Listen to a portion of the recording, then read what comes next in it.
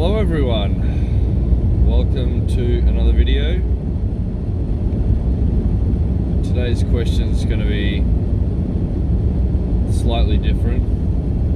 When was the last time you had your car serviced or you serviced your car? A lot of people either don't care, don't know, or a combination of both. But really, if you rely on a car daily to get you around, you shouldn't take it for granted and you should look after it. Being a mechanic myself, I feel like you better hear it from me than anyone else. But if you're one of those people that says, oh, I don't drive very far, it's been almost a year but I'm nowhere near the kilometers for my service interval, then people like you are the reason engines fail as often as they do.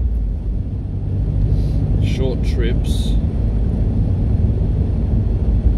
destroy engines over time. Engines like to be at operating temperature, cruising on the highway at a consistent speed for a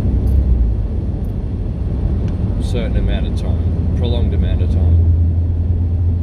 Short trips where it barely gets to warm up and then you're shutting it off, stop start driving, no good. So if you're not changing your oil at least twice a year, regardless of how far you drive, then you're doing more damage than you need to.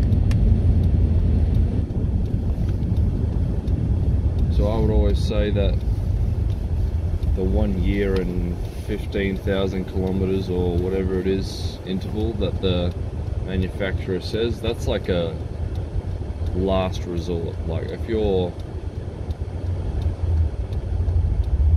just servicing based on that, that's what most people do in my experience, and most of the time they even go over that, which is yeah, I've explained it already. Look after your car and you'll give it the best chance of it looking after you, given you haven't bought a lemon. It's a bit of a different one today, thought I'd throw that in there for you. See you tomorrow.